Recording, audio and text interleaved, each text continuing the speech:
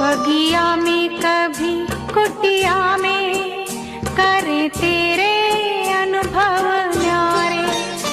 मधुबन के कण कण में, मधुबन के कण कण में तेरा ही नजारा पाते हैं। तेरी शिक्षाएं और प्यार साथ जीवन साथ निभाते हैं।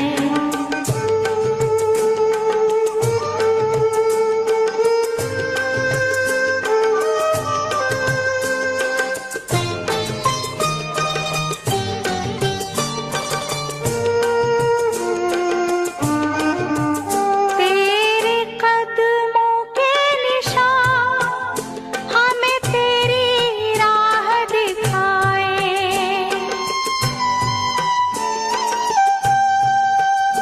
संसार में सबकी सेवा करने का पाठ पढ़ाए। तूने जो दिखाई राह, तूने जो दिखाई राह, हम उस पे चलते जाते हैं। तेरी शिक्षाएं और प्यार साथ जीवन साथ निभाते हैं। मधुबन के वो दिन रात, मधुबन के वो दिन रात बाबा तेरी याद दिलाते हैं। तेरी शिक्षाएं और साथ जीवन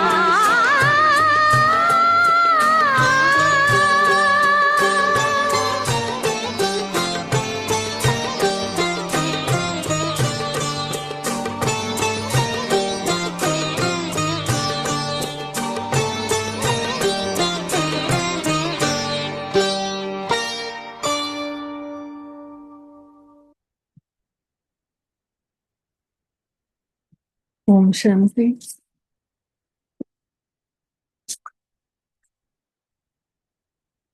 मिठड़े बाबल जी मिठड़ी वाणी महसूस कयो। तो बाबा बोलो नाथ भंडारी असां आत्माउनि जे साम्हूं पंहिंजे निराकार स्वरूप सां असां सभिनी आत्माउनि खे भरपूर करण आया आहिनि। ऐं मां आत्मा हुन सुनहरी सुनहरी किरणनि में परम पिता जी शक्तिअ जो एहसास कयां थी। इहा अथाह शक्ति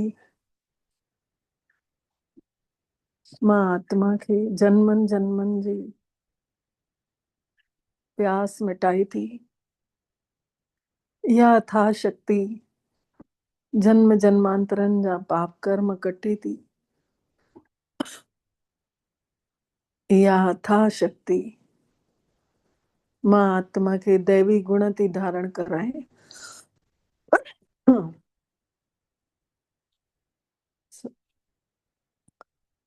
त मिठड़े बाबल जी मिठड़ी वाणी ॿुधंदासीं। ब्रह्मा बाबा जे मुख सां महसूस कयूं पाण सभु सूक्ष्म वतन में ब्रह्मा बाबा जे साम्हूं अची करे हीअ मिठड़ी वाणी ॿुधूं था। बाबा पाण असां सभिनी आत्माउनि खे दृष्टि ॾींदे वाणी ॿुधाइनि था। मिठड़ा ॿार कॾहिं बि कूड़े अहंकार में न अचो। हिन रथ जो बि पूरो पूरो सम्मान कयो। कॾहिं बि कूड़े अहंकार में न अचो। हिन शरीर जो भी पूरो पूरो सम्मान रखो। मिथ्या नाही रसना परस, मन में प्रीत निरंजन दरस। मन में अगर प्रीत आहे परमात्मा जे प्रति त हुन निराकार जा दर्शन थींदा रहंदा। बाक़ी सॼो संसार मिथ्या आहे, सॼी रसना मिथ्याऊं आहिनि। त बाबा चयो तूं अॼु हिन कूड़े अहंकार में न अचो, मिथ्या अथव। ऐं हिन ब्रह्मा बाबा जो पूरो पूरो सम्मान रखो। प्रश्न बाबा पुछनि था, तव्हां ॿारनि में पद्मा पदम भागनि वारा कहिड़ा ऐं निभागा कहिड़ा? भागनि वारा कहिड़ा ऐं निभागा कहिड़ा? बाबा उत्तर में चवनि था, जंहिंजो हलण चलण देवताउनि जहिड़ो आहे, जेके सभिनी खे सुख ॾियनि था, जेके पद्मा पदम भागनि वारा आहिनि, उहे ई आहिनि जेके सुख ॾियनि था। ऐं जेके फेल था थी वञनि उन्हनि खे चवंदासीं निभागा। कोई कोई त अहिड़ा निभागा जे सभिनी खे दुखी था कंदा रहनि, सुख ॼाणनि ई कोन था, ऐं दुखी करे केॾो ख़ुशि थींदा आहिनि। बाबा चवनि था, ॿार पंहिंजो पाण खे सुठे नमूने संभाल कयो, सभिनी खे सुख ॾियो ऐं लाइक़ु ठहो। सभिनी खे सुख ॾियो ऐं लाइक़ु ठहो। ओम शांति। रूहानी बाबा वेही रूहानी ॿारनि खे सम्झाणी ॾियनि था। छा सम्झाणी ॾियनि था? चवनि था कि तव्हां हिन स्कूल में वेही ऊंचो दर्जो पायो था। ऊंचो दर्जो मिले थो असां सभिनी खे स्कूल में वेही करे पढ़ाई कयूं था। दिल में सम्झो था कि असां ऊंचे खां ऊंचे परम पिता परमात्मा वटि आया आहियूं। उन्ही खां स्वर्ग जो असांखे बादशाही मिले थी, पद मिले थो। अहिड़ा ॿार त ख़ुशी ॾाढी हुजणु घुरिजे अहिड़नि ॿारनि खे। अगरि सभिनी खे विश्वास हुजे, पर सभु हिकु जहिड़ा त थी नथा सघनि। पहिरें खां आख़िरी नंबर ताईं थींदा ई आहिनि। जीअं पेपर में बि पहिरें नंबर खां आख़िरी नंबर ताईं हूंदा आहिनि। कोई फेल थींदा आहिनि, कोई पास थींदा आहिनि, कोई सप्लीमेंट्री ईंदा आहिनि। हर कोई पंहिंजो पाण खां पुछे, पंहिंजी दिलि खां पुछे कि परमात्मा जेको असांखे एॾो ऊंचो ठाहे थो, मां केसीं ताईं लाइक़ु ठहियो आहियां? फलाणे खां सुठो आहियां या घटि आहियां? इहा त पढ़ाई आहे, ॾिसण में बि अचे थो। कोई कंहिं ॿार कंहिं विषय में कमज़ोर हूंदो आहे त हेठि हली वेंदो आहे, सप्लीमेंट्री बि अची वेंदी आहे, भले उहो क्लास जो मॉनिटर छो न हुजे। पर अगरि कोई विषय में घटि हूंदो त हेठि हली वेंदो। विरलो ई कोई स्कॉलरशिप वठंदा आहिनि। कोई विरलो ई हूंदो आहे जेको पढ़ाईअ में होशियारु हूंदो आहे। त हे बि त स्कूल आहे न, परमात्मा जो स्कूल आहे। तव्हां ॼाणियो था असां सभु पढ़ूं था। हिन में पहिरीं ॻाल्हि आहे मन वचन कर्म सां पवित्र रहण जी, कि मन सां बि कंहिंजे लाइ बुरो न सोचूं, वाणी बि मिठड़ी निकिरे ऐं कर्म बि ॾाढा सुठा हुजनि। त इहा ई आहे पवित्रता। परमात्मा खे सॾु कयो अथसीं न कि असांखे अची पवित्र ठाहे, पतित पावन अची असांखे पावन ठाहे।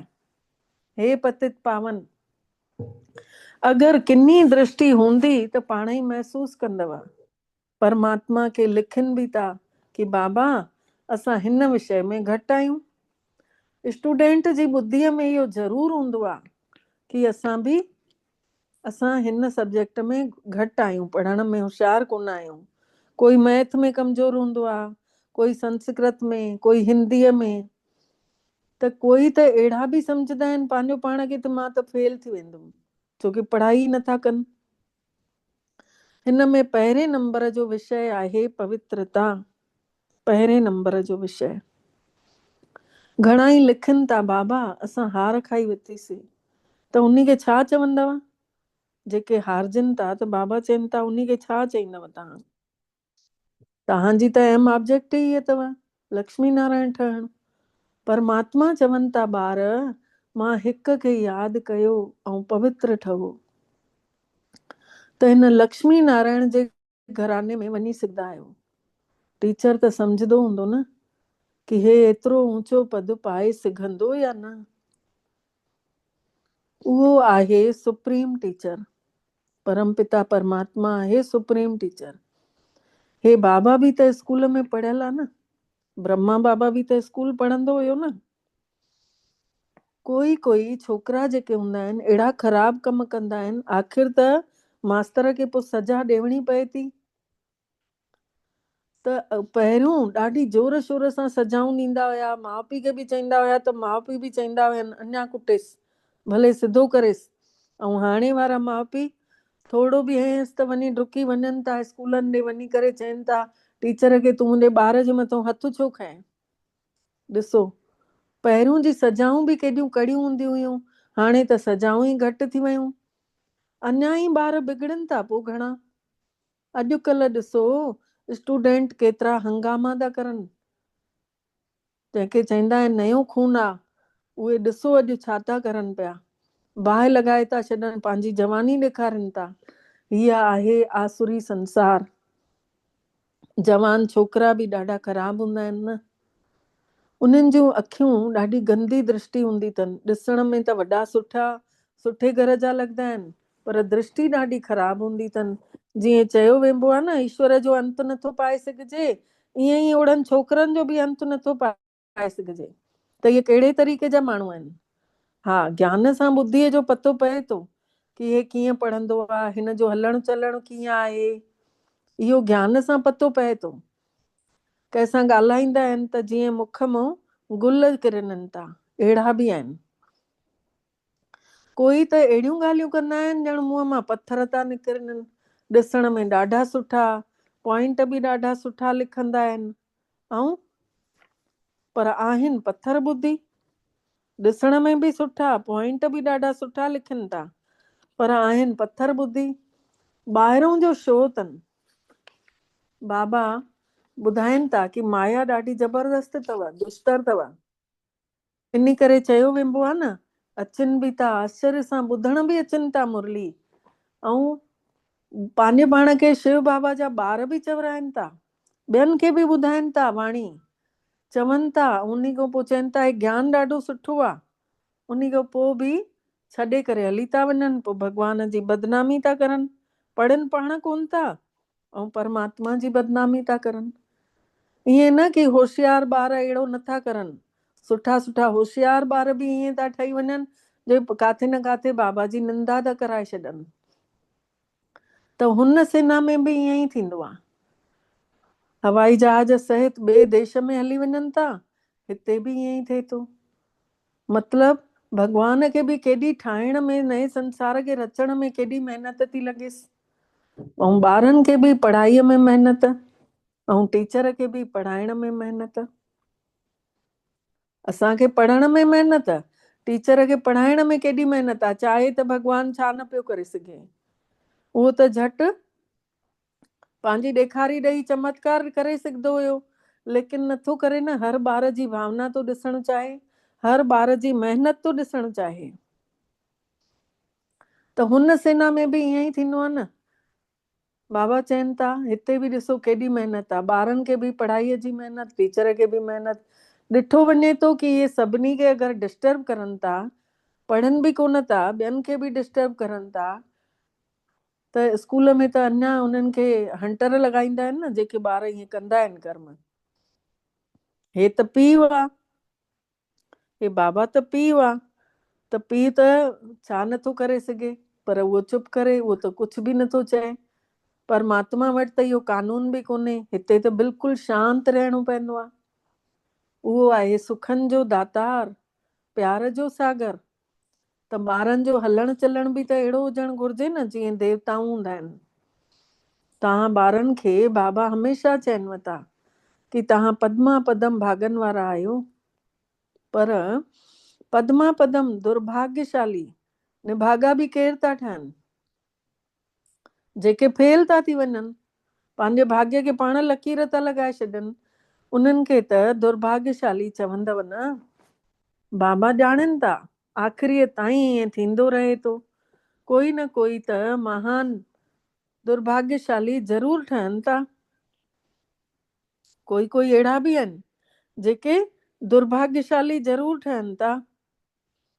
त बाबा चवनि था हलण चलण ई अहिड़ो थियनि थो, सम्झो वञे थो कि भई हे त रुकी न सघंदो, हे एतिरो ऊंचो वञण जे लाइक़ु ई कोन्हे। ईअं हलण चलण सां ईअं लॻे थो सभिनी खे दुखी थो कंदो रहे, सुख ॼण त ॼाणे ई कोन थो पियो। त उन्हनि जी हालत छा हूंदी जेके एॾा दुख ॾींदा, ॿिए खे तंग कंदा, परेशान कंदा, विघ्न विझंदा। बाबा चवनि था उन्हनि जी हालत छा थींदी। बाबा हमेशह चवनि था ॿार पंहिंजी सुठे नमूने संभाल कयो। हे संसार जो नाटक जेको रचियल आहे उहो त थियणो ई अथव। अञा ही लोह खां बि किना था थी वञनि। काॾे सोन जा हुयासीं, बाबा चवनि था लोह खां बि बदतर था थी वञनि। लोह में त जंग लॻी थी वञे, उन्ही खां बि किना। सो बि सुठा सुठा त कॾहिं चिठी बि नथा लिखनि, वीचारनि जो छा हाल थींदो। परमात्मा चवनि था कि मां आयो आहियां सभिनि जो भलो करण। अॼु मां सभिनि जी सदगति कयां थो। अॼु बाबा सभिनि जी सभिनी खे सुखनि ॾे थो वठी हले। सुभाणे वरी दुर्गति थी वञे, वरी सुभाणे दुखनि में था पिया हुजो। छोकी पंहिंजे कर्मनि जी सजा हर कंहिंखे। भॻवानु चए थो आत्मा सम्झो ऐं ॿियनि खे बि आत्मा ॾिसो, मूंखे यादि कयो। असां यादि करण जे बजाए अथारूं कुझु कुझु ॿियूं ॻाल्हियूं था कयूं पिया, पोइ पंहिंजी दुर्गति था कयूं। तव्हां चवंदव असां कल्ह त विश्व जा मालिक हुयासीं, अॼु गुलाम थी वियासीं। त कल्ह असांजो पुरुषार्थ सुठो हुयो, अॼु घटि आहे त माया जी गुलामी कयूं। हिन महिल सॼो वणु तव्हां ॿारनि जी ॿुद्धीअ में अथव। हे ॾाढो सुहिणो वणु आहे। माण्हुनि खे इहो पतो ई कोन्हे कि हिन महिल तव्हां ई ॼाणियो था कि पूरो 5000 साल जो इहो हिकु ई वणु आहे, कल्प वृक्ष जंहिंजो नालो आहे शास्त्रनि में। हिकु सेकेंड जो बि फ़र्क़ु नथो पइजी सघे। ड्रामो अहिड़ो ठाहियो अथई कि एक्यूरेट हले थो, जीअं घड़ीअ जी सुई हलंदी आहे न सेकेंडनि वारी, टिक टिक टिक टिक करे, उअं ई हे ड्रामो बि हलंदो थो रहे ईअं टिक टिक करे। हिन बेहद जे वण जी तव्हां ॿारनि खे हिन महिल ज्ञान मिलियो आहे न कि माण्हुनि जी सृष्टि जो वणु आहे ऐं ज्ञान ॾियण वारो आहे वण जो पति, वृक्ष पति, बृहस्पति, जंहिंखे सतगुरु बि चयो वियो। ॿिज ॾिसो केतिरो नंढो आहे, उन मां फल ॾिसो केतिरो वॾो निकिरे थो। ऐं हे आहे ॾाढो सुहिणो वणु। हिन जो ॿिज ॾाढो नंढो आहे। हे माण्हुनि जी सृष्टिअ जो वणु ॾाढो सुहिणो वणु आहे ऐं हिन जो ॿिज बि ॾिसो केॾो नंढो आहे। आत्मा केतिरी नंढी आहे, परमात्मा बि केतिरो नंढो आहे। हिननि अखियुनि सां त ॾिसी नथा सघूं। भले विवेकानंद जो ॿुधाईंदा आहिनि कि उन ने चई जोत निकिती ऐं मां में समाइजी वई। ईअं काई बि जोत निकिरी करे वरी समाइजी थोरे ई सघंदी आहे। छा निकितो? बाबा पुछनि था छा निकितो? इहो सम्झनि ई कोन था। ईअं ॿारनि खे अनुभव घणा हूंदा आहिनि, पर माण्हू मने था वठनि उन्हनि जूं, पोइ वरी महिमा उन्हनि जी ॻाइनि था। भॻवानु वाच कोई बि माण्हू जी महिमा आहे कोन, महिमा त छड़ी आहे देवताउनि जी, ऐं जेको देवता ठाहे थो उन जी महिमा आहे। बाबा ने कार्ड बि ॾाढा सुठा ठाराया हुए। जयंती मनाइणी हुजेव त हिकिड़े ई शिव बाबा जी मनायो। जनम ॾींहुं मनाइणो हुजे त बर्थडे हिकिड़ो ई बाबा जो मनायूं। हिन लक्ष्मी नारायण खे बि अहिड़ो ठाहिण वारो त शिव बाबा आहे न। बसि हिकिड़े जी ई महिमा आहे, उन हिक खे ई यादि कयो। हे पाण चवनि था कि ऊचे खां ऊचो ठाहियांव थो, पोइ वरी हेठि था लही अचो। परमात्मा पाण थो चए मां ऊचो ठाहियांव थो, तव्हां हेठि था लही अचो। इहो कंहिंखे बि पतो ई कोन्हे। ऊचे खां ऊचो लक्ष्मी नारायण ई वरी 84 जन्मनि खां पोइ हेठि लहे थो। तीअं ई तव्हां बि लहो था जीअं लक्ष्मी नारायण लहे थो। तव्हां ई विश्व जा मालिक हुयव, वरी ॾिसो छा थी वियव। सतयुग में केरु हुयव? तव्हां ई सभु त हुयव। नंबरवार पुरुषार्थ जे आधार ते राजा राणी बि हुयव, सूर्यवंशी, चंद्रवंशी, उन्हनि जे वंशावली हुयव। बाबा केतिरो सुठे नमूने सम्झाणी ॾियनि था। हिन सृष्टिअ जे चक्कर जो ज्ञान बि तव्हां ॿारनि जी ॿुद्धीअ में हलंदे फिरंदे हुजणु घुर्जेव कि तव्हां ॿार ई चैतन्य लाइट हाउस आहियो। सॼी पढ़ाई ॿुद्धीअ में हुजणु घुर्जेव। बाबा चवनि था सॼी पढ़ाई ॿुद्धीअ में हुजणु घुर्जेव। पर उहा अवस्था अञा थी कान अथव न, थियणी अथव। जेके पास थींदा उन्ही जी उहा अवस्था थी वेंदी, सॼो ज्ञान बुद्धीअ में हूंदो। परमात्मा जा लाडला ॿार आहियो, केॾा प्यारा ॿार बि त तॾहिं चवराईंदव न, तॾहिं चवराईंदासीं न जॾहिं पढ़ाई जो एक्यूरेट बुद्धीअ में हूंदी घणा पॉइंट। अहिड़नि ॿारनि खे स्वर्ग जी राजाई कुर्बान कनि था बाबा।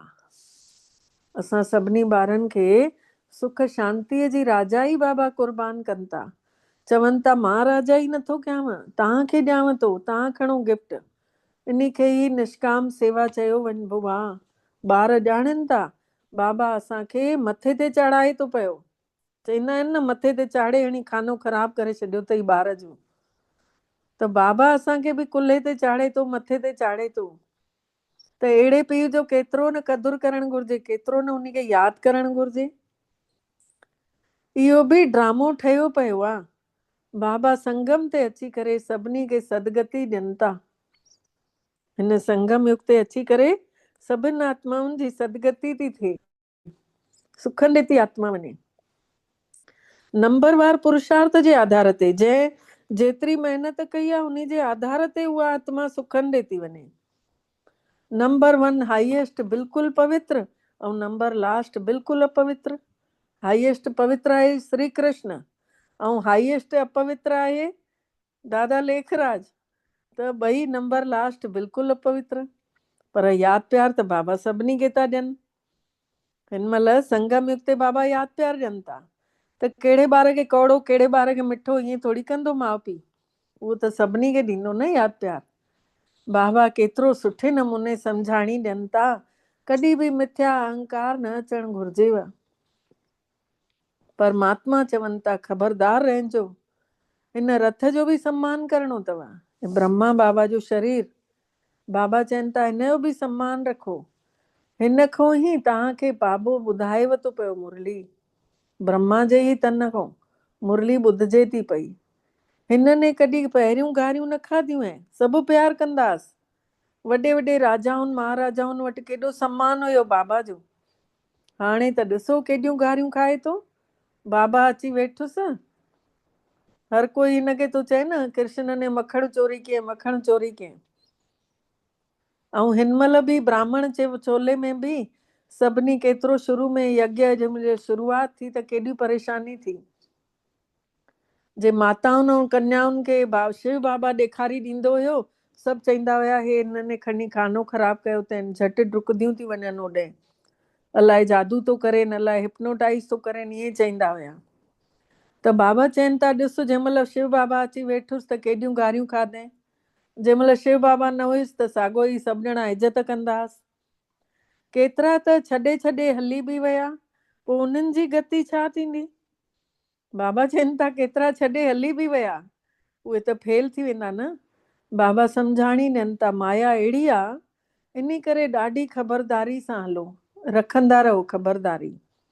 चवंदा आहिनि रोडनि ते लिखियलु हूंदो आहे न सावधानी हटी दुर्घटना घटी।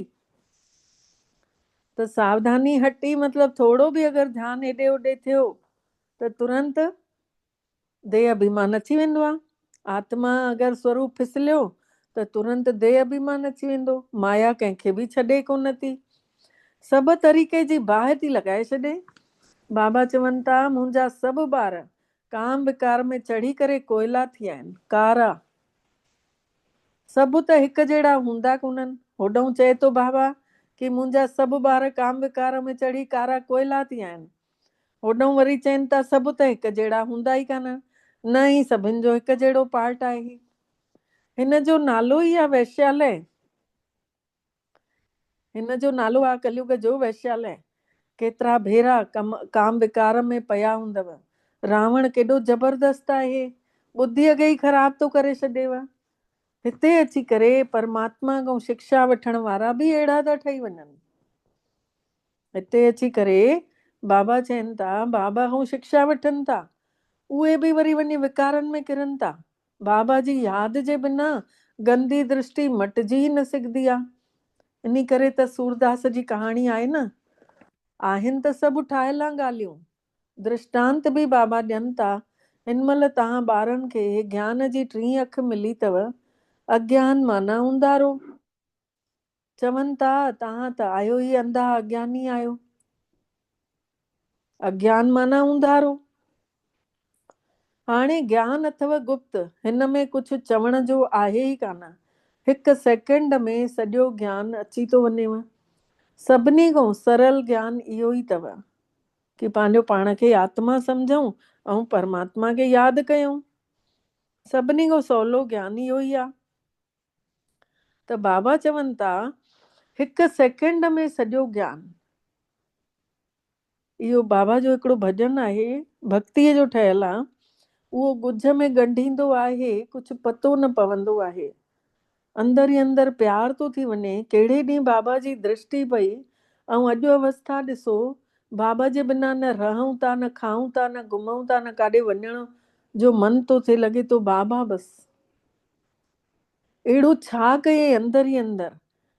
छड़ो इहो मुरली त आहे हिकिड़ी ॿुधूं था, ऐं हिन मुरलीअ सां ई ॾिसो केॾो परिवर्तन, एॾियूं दीवानियूं थी थी वञनि आत्माऊं परमात्मा जूं।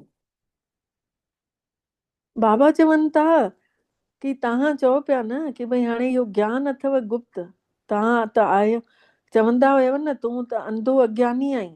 अखियूं हूंदे बि अज्ञानता जे करे अंधा हुयासीं, हाणे ज्ञान मिलियो गुप्त। हिन में कुझु चवण जी ॻाल्हि ई कान्हे। हिकु सेकेंड में सॼो ज्ञान अची थो वञे, हिकु सेकेंड में। सभिनी खां सवलो आहे ज्ञान। पोइ आख़िरीअ में माया जी परीक्षा त हलंदी रहंदी, माया परीक्षा वठंदी रहंदी। हिन महिल ॾिसो तूफ़ान त केॾा था अचनि। तूफ़ाननि जे विच में आहियूं, पक्का थींदा वेंदासीं। पोइ एतिरा तूफ़ान न ईंदा, किरंदासीं न। पोइ ॾिसंजो तव्हांजो वणु केतिरो वधेव थो।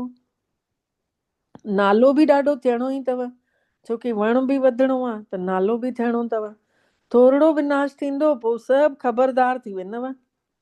बाबा चवनि था वरी काई ॻाल्हि अहिड़ी दुनिया में आई जीअं करोना काल आयो, त थोरो बि अगरि काथे विनाश थींदो त सभु ख़बरदार थी वेंदा, घणा ई ख़बरदार थी वेंदा।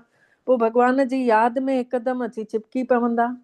उहे ई जिन खे बाबा मिलियो उन्हनि छॾे ॾिनो, उहे वरी थोरो बि ॾिसंदा प्रकृति जी हलचल, पोइ वरी यादि करणु लॻंदा। सम्झंदा कि समय बाक़ी थोरो बचियो आहे। बाबा त ॾाढो सुठो सम्झाणी ॾियनि था कि पाण में ॾाढो प्यार सां हलो, अखियूं न ॾेखारियो। क्रोध जो भूत अचण सां ई शक्ल हिकदमि मटिजी थी वञेव। तव्हांखे त लक्ष्मी नारायण जहिड़ी शिकिल वारो ठहिणो अथव। ऐं ऑब्जेक्ट साम्हूं अथव। साक्षात्कार त पिछाड़ीअ में थींदो आहे, जॾहिं ट्रांसफर थींदा आहियूं, जंहिं महिल वञण वारा हूंदा आहियूं ॿिए शरीर में, पोइ ॾेखारी ॾींदो आहे तूं हे कये। जीअं शुरूअ में ॾेखारी ॾींदो आहे, ईअं आख़िरीअ में बि ॾाढा ई पार्ट ॾिसंदव। ड्रामे जो एंडिंग में तव्हां ॾाढा ख़ुशि रहंदव। मिरुआ मौत मल्लूका शिकार। इहे जीअं नंढड़ा ॿार न मेंढकनि, नंढड़ा बारिश में नंढड़ा मेंढकियूं निकिरंदा आहिनि, उन्हनि खे पथर हणंदा आहिनि ऐं पाण ताड़ियूं वॼाईंदा आहिनि। ऐं मेंढक नंढड़ो त मरी वेंदो आहे पथर लॻण सां, लेकिन ॿार ख़ुशि थींदा आहिनि। त बाबा चई तव्हां बि ईअं मौत जो बाज़ार ॾिसंदव ऐं तव्हां ख़ुशी में कि असांखे त बाबा पहले ई पको करे छॾे। पिछाड़ीअ में अहिड़ियूं सीनरियूं ॾिसण में ईंदव, तॾहिं त पोइ वरी पछताईंदव बि कि असां हे कयोसीं। उन जी सजा बि ॾाढी कड़ी मिलंदी आहे न। त बाबा अची करे पढ़ाइनि था, उन जी बि इज़त नथा रखनि त पोइ त सजा मिलंदी न। परमात्मा आयो आहे पढ़ाइण ऐं उन जी इज़त नथा रखूं त पोइ त सजा मिलंदी ई मिलंदी। सभिनी खां कड़ी सजा उन्हनि खे मिलंदी जेके विकारनि में वञनि था, या शिव बाबा जी निंदा कराइनि था जेके, सभिनी खां वधीक उन्हनि खे सजा मिलंदी। माया ॾाढी ज़बरदस्त आहे। ॾिसो नयो संसार ठाहिण में छा छा थींदो आहे। तव्हां त देवता था ठहो, सतयुग में असुर त हूंदा ई कोन्हनि। हीअ त संगम युग जी ॻाल्हि आहे। हिते त विकारी माण्हू ॾिसो केतिरो दुखी था करनि पिया, केतिरा दुख था ॾियनि। जेतिरा विकारी आहिनि केतिरा दुख था ॾियनि, उन्हनि खे पतो बि नथो पए। त बाबा चवनि था कि ॿारनि खे मारनि था, विहांउ ज़रूरु कयो। ज़ाइफ़ुनि खे विकारनि जे लाइ केॾी मार थी पइनि पई, केतिरो सामनो करनि थियूं। चवनि था सन्यासी बि न रही सघिया त हे वरी केरु थींदियूं आहिनि जेके पवित्र रही ॾेखारदियूं।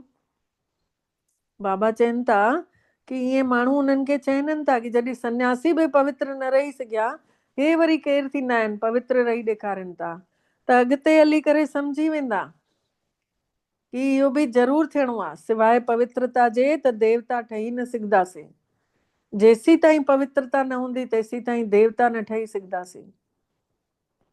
तव्हां सम्झायो था न, तव्हां त सम्झायो था कि असांखे एतिरी प्राप्ति थी आहे तॾहिं त छॾियो अथसीं विकार। माण्हू सोचंदा आहिनि घर परिवार छॾाईंदियूं, घर परिवार कोई नथो छॾाए। भॻवान चए थो बुराइनि खे छॾियो, काम क्रोध लोभ मोह अहंकार खे छॾियो। पहिरीं लाइन में चयो अथई मिथ्या अहंकार न कयो, ऐं सॼी मुरली जे अंदरि चयो अथई विकारनि खे छॾियो। भगवानू वाच परमात्मा पाण थो चए काम खे जीतींदव त जगत खे जीते छॾींदव। अहिड़ो लक्ष्मी नारायण ठहींदव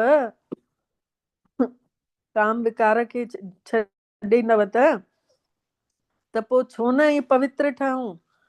वरी बि माया केॾो पछाड़े थी पई। ऊंची पढ़ाई आहे न, परमात्मा आयो आहे पढ़ाइण। इहो सिमरन ॾाढी सुठे नमूने ॿार नथा कनि त पोइ माया अची चंबो थी हणी छॾेनि। माया अवज्ञा बि ॾाढी कराइनि थी पई। पोइ उन्हनि जो हाल छा थींदो? जेके माया जो ॿुधनि था ऐं भॻवान जी अवज्ञा करनि था त उन्हनि जो छा हाल थींदो? पर माया अहिड़ो बेपरवाह थी ठाहे छॾेनि, अहंकार में थी वठी अचेनि जो ॻाल्हि न पुछो। नंबर वार राजधानी ठहे थी त कोई त कारण ठहंदो न। हिन महिल तव्हांखे गुज़रियल समय, अॼु जो समय ऐं फ्यूचर जो समय, इन जे लाइ टिनिनी समय जो ज्ञान मिले थो। पास्ट, प्रेजेंट ऐं फ्यूचर। त केतिरो सुठे नमूने ध्यानु लॻाए पढ़णु घुरिजे, ध्यानु ॾियणु घुरिजे। अहंकार आयो त सम्झो मरियव। माया हिकदमि अहिड़ो थी ठाहे छॾेव, परमात्मा जी अवज्ञा थियव त पोइ परमात्मा खे यादि न करे सघंदव। अच्छा, बाबा जो यादि प्यार। अच्छा, मिठड़े मिठड़े सिकी लदे ॿारनि प्रति माउ पीउ जो यादि प्यार ऐं गुड मॉर्निंग। रूहानी बाबल जी रूहानी ॿारनि खे नमस्ते। ऐं असां रूहानी ॿारनि जी बि रूहानी मिठड़े बाबल खे दिल जो यादि प्यार, गुड मॉर्निंग ऐं नमस्ते बाबा, नमस्ते। शुक्राना बाबल तव्हांजा, बारंबार शुक्राना जे तव्हां असांखे पंहिंजो कयव ऐं असां सभिनि जो पदमा पदम भाग्य जाॻायव। सार आहे पहिरियों पॉइंट। पाण में ॾाढो प्यार सां हलणो आहे। कॾहिं बि क्रोध में अची करे हिक ॿिए खे अखि न ॾेखारणी आहे। परमात्मा जी अवज्ञा न करणी आहे। परमात्मा जी अवज्ञा न करणी आहे। ॿियो पॉइंट आहे पास थियण जे लाइ पढ़ाई ॿुद्धीअ में रखणी आहे। चैतन्य लाइट हाउस ठहिणो आहे। मतलब जेको हलदे फिरदे निरड़ चमकदो रहे, आत्मा जी रोशनी ॿियनि खे महसूस थींदी रहे, ॾींहं राति ॿुद्धीअ में ज्ञान घुमंदो रहेव। वरदान आहे सर्वशक्तिवान आलमाइटी पिता परमात्मा अथॉरिटी सां, उन जी अथॉरिटी सां, अधिकार सां हर कम खे सरलता सां पास करण वारा सदा अटल निश्चय बुद्धि ठहो। शिव बाबा जी अधिकार आहे न, त उन अथॉरिटी सां हर कम खे सवलाई सां पास करण वारा हमेशह निश्चय बुद्धि ठहो। असां सभिनी खां श्रेष्ठ आलमाइटी परम पिता परमात्मा सर्वशक्तिवान उन जी अधिकार सां सभु कम करण वारा आहियूं। इहो एतिरो अटल निश्चय जेको कि कोई टाले नथो सघे। इन सां केतिरो बि कोई वॾा कम करनि था लेकिन ॾाढो सरल अनुभव कंदव। जीअं अॼुकल्ह विज्ञान ने अहिड़ी मशीनरी तयार कई अथई जो कोई बि प्रश्न जो उत्तर सवलाई सां मिली थो वञे। गूगल खां पुछंदा आहिनि न, हीअ ॻाल्हि कंहिंमें दवाइनि जा नाला, उन्ही जो डिटेल,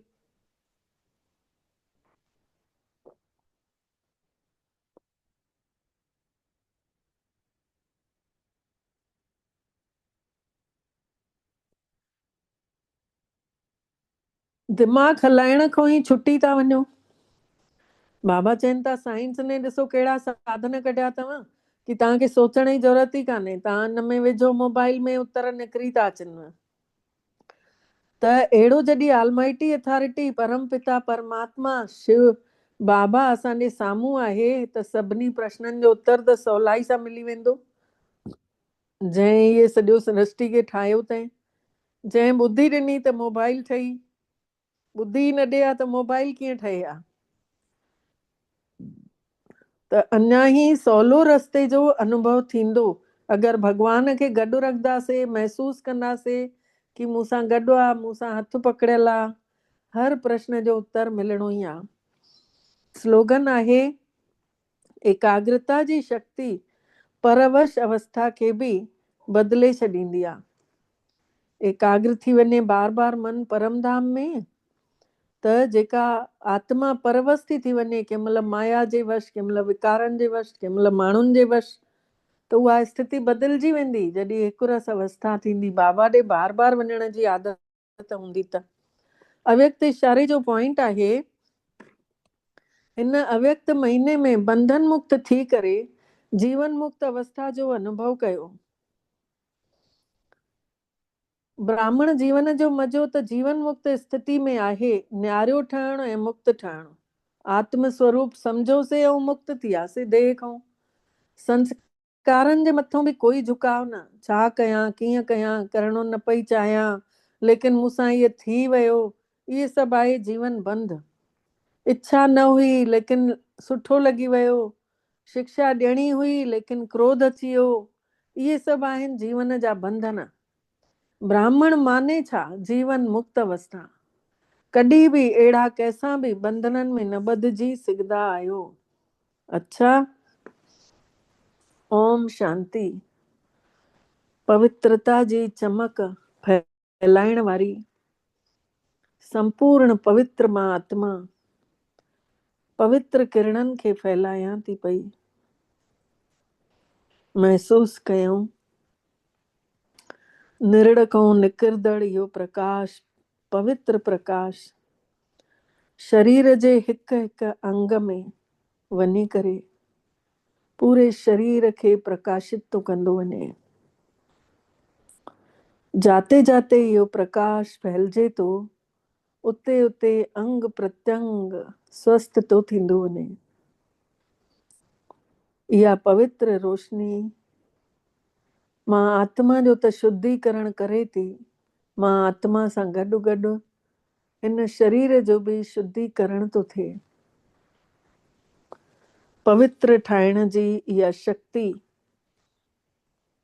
मां आत्मा बॉडी जे हिक हिक ऑर्गन्स खे शुद्ध थींदे, विकारनि खां मुक्त थींदे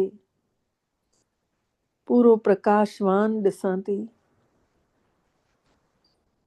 आत्मा ने पंहिंजे पूरे प्रकाश खे शरीर में फैलाए करे पूरो प्रकाशवान में हे शरीर फरिश्ते स्वरूप में लाइट ऐं माइट स्वरूप ठाहे छॾियो अथई। ऐं मां आत्मा पूरो फरिश्तो थी नज़र अचां। मां फरिश्तो हिन देह जी मिटीअ खां परे उॾिरदे उॾिरदे संसार खे छॾींदे वञूं था फरिश्तनि जे संसार में, अच्छे प्रकाशवान लोक में। मां डबल लाइट फरिश्तो, मां आत्मा बि हल्की ऐं मां लाइट जो शरीर बि हल्को। महसूस कयूं मां आत्मा फरिश्तनि जे संसार में अची वई आहियां, जाते चारों तरफ शांति ही शांति आहे, जाते चारों तरफ प्रकाश प्रकाश आहे। मेरा मुंहिंजो मैं ऐं मुंहिंजो कुछ बि न। मां लाइट ई लाइट ऐं माइट ई माइट नज़र थी अचां। ब्रह्मा बाबा खे हिन सूक्ष्म लोक में ॾिसां थी, लाइट जे संसार में। ब्रह्मा बाबा सां गॾु दादियुनि खे बि ॾिसूं था, उहे बि फ़रिश्ते स्वरूप में, सभु लाइट ई लाइट, माइट ई माइट। असां सभिनी खे ॾिसनि था अॼु सतगुरु वार आहे, पाण सभु फ़रिश्ता। सूक्ष्म लोक में ॾिसूं था फ़रिश्तनि जो मेलो। हर कोई ब्रह्मा भोजन स्वीकारे थो, कोई भोग खाए थो। महसूस कयूं था जंहिंखे एॾनि ॾींहंनि खां न मिलिया हुयासीं, उन्हनि सभिनी दादियुनि सां बि मुलाक़ात थिए थी। ऐं हर आत्मा सभिनी खे मौन में छड़ो शक्तियूं ई शक्तियूं मन सां सेवा करनि था। हर कंहिं आत्मा जो मन सभिनी संसार जी आत्माउनि जे लाइ मन सां सेवा थो करे। फ़रिश्तनि जी महफ़िल, केॾो अद्भुत नज़ारो। सभिनी जो प्राणेश्वर मिठड़ो बाबल, नंदीअ ते सवार शिव बाबा जो रथ, ब्रह्मा बाबा उन्हीं सां ख़ासि मुलाक़ात करे हर फ़रिश्ते जे चेहरे ते मुस्कुराहट थी अचे। महसूस था कयूं ॿारनि खे भरपूर करनि था पंहिंजे मन जे संकल्पनि सां।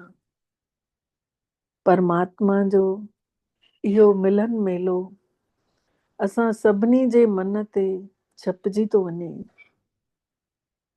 अॼु जे ॾींहं जी शुरूआत परमात्मा जी इहा छवि असांजे निरड़ ते चमकीलो सितारो भगवान जो साक्षात्कार थो कराए सभिनी खे।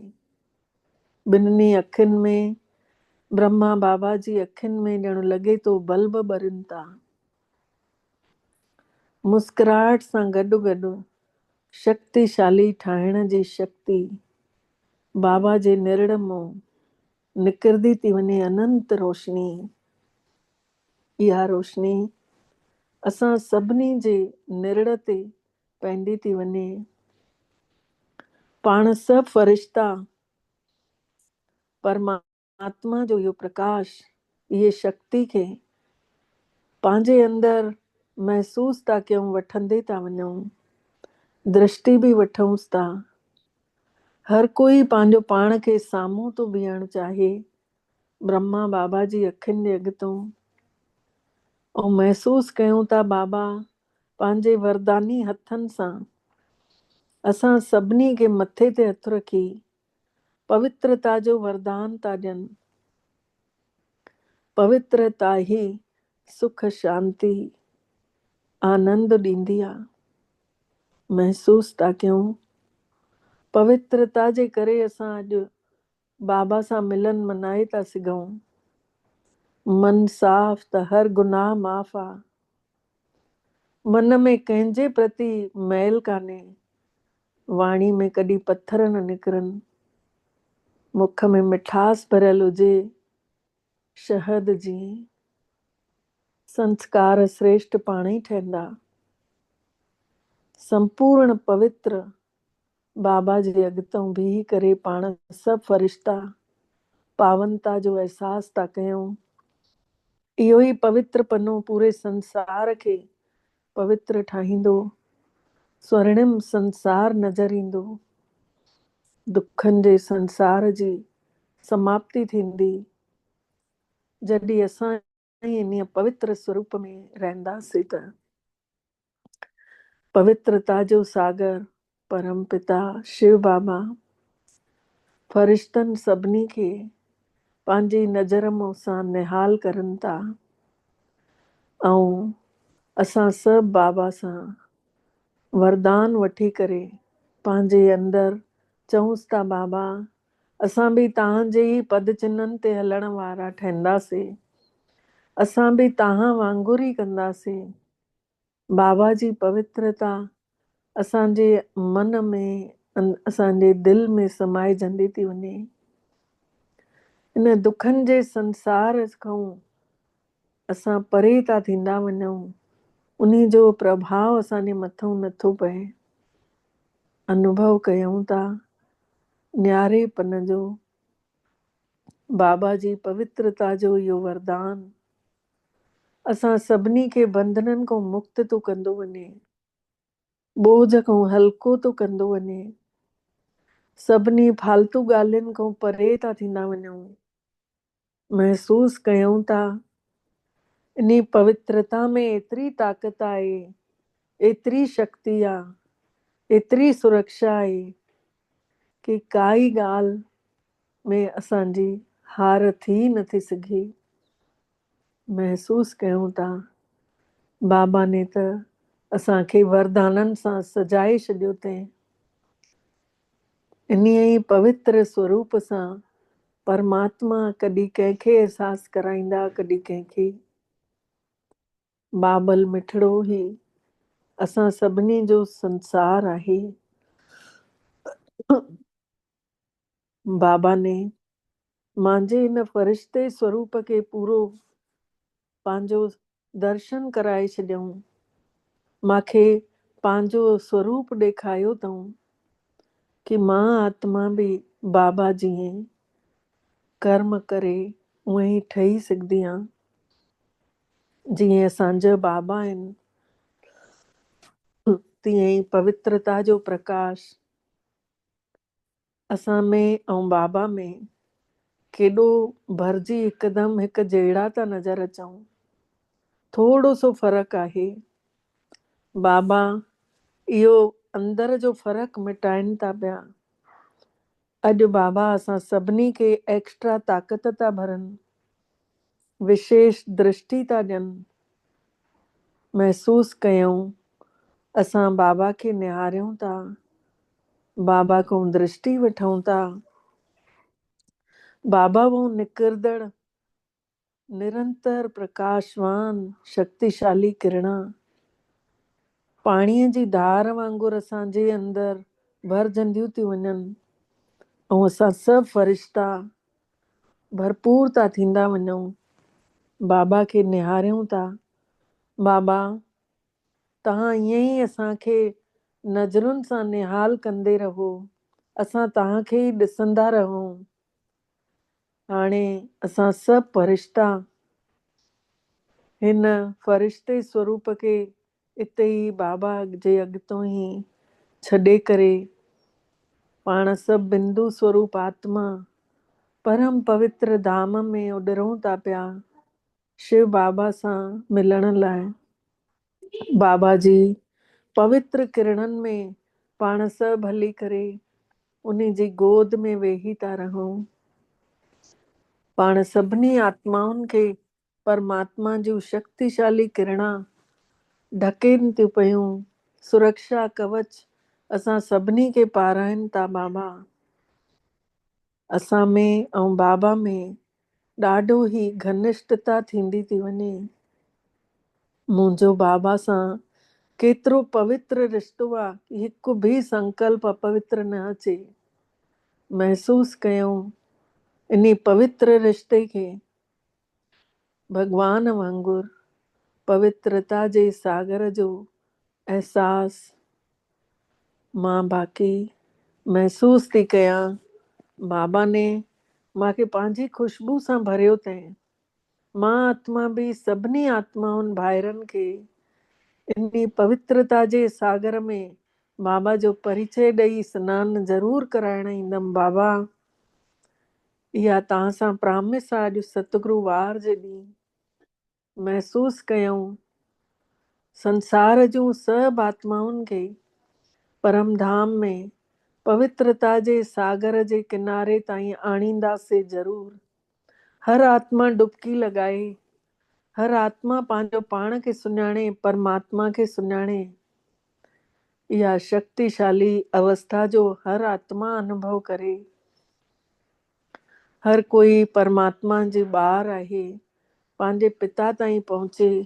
हर हिक खे मिलाई करे इहो पुण्य जो कर्म ज़रूर करिणो आहे। सभिनी पापनि खां जीअं असां मुक्त थींदा था वञूं, जीअं असां बंधननि खां छुटकारो था पाईंदे वञूं, तीअं ई हर आत्मा संसार जी जीवन मुक्त अवस्था में बंधननि खां मुक्त थींदी वञे ऐं बाबा सां मिलन मनाए सघे। परम धाम में असांखे उन्हनि सभिनी खे सॾु करिणो आहे। उन्हनि खे यादि कयूं। दया ऐं कृपा जो सागर, पवित्रता जी किरणनि जी बरसाति करे असां सभिनी आत्माउनि खे कर्म बंधननि खां मुक्त कनि था। सभु बंधन टुटंदे था वञनि। पंहिंजे पिता वटि पाण आत्माऊं संकल्प कयूं था ऐं बंधन टुटंदे था वञनि। इहो पवित्र स्वरूप सभिनी आत्माउनि खे पवित्र ठाहींदो थो वञे। पवित्र शक्तिअ सां असां सभु रोल निभाईंदे पवित्रता जे सागर वटां छुटी वठी बाबा खां ऐं धीरे धीरे लहूं था विश्व ग्लोब ते। महसूस कयूं था पाण सभु आत्माऊं पवित्र संसार मां परम धाम मां अची करे पाण सूक्ष्म वतन में फरिश्तो स्वरूप पाए चोलो धारण करे ऐं विश्व ग्लोब ते अची करे बीहूं था। पूरे संसार ॾे नज़र घुमायूं था। सभिनी आत्माउनि खे पवित्रता जो संकल्प जेको असां वरितो अथसीं, उहो ई वाइब्रेशन सभिनी खे पवित्र ठाहिण जा संकल्प वठूं था। सभु गॾिजी करे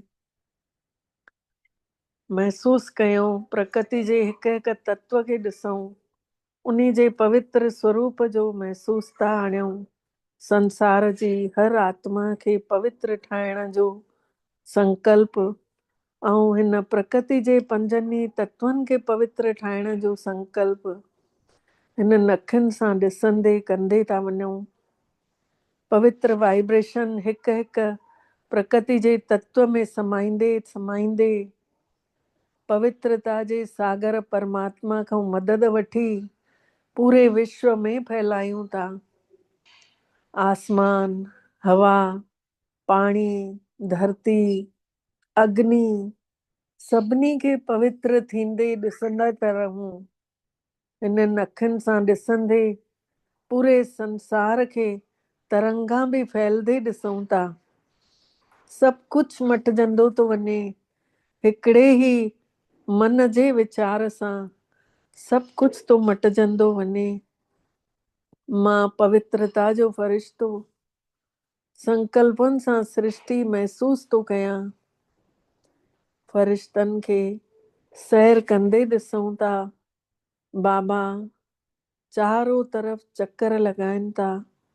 जेके दादियूं हुयूं पूर्वज, उहे बि चक्कर लॻाइनि था ऐं असां सभु बाबा खां दृष्टि वठंदे पूरियूं पवित्र आत्माऊं महसूस था कयूं। धीरे धीरे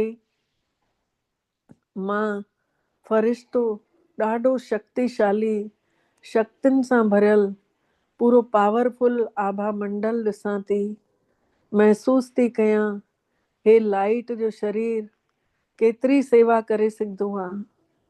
मां ज्ञान सूर्य परम पिता परमात्मा जेको रचता आहे अथाह सुख उन्ही खां वठी आई आहियां। सत चित आनंद स्वरूप आहे, प्यार जो सागर आहे।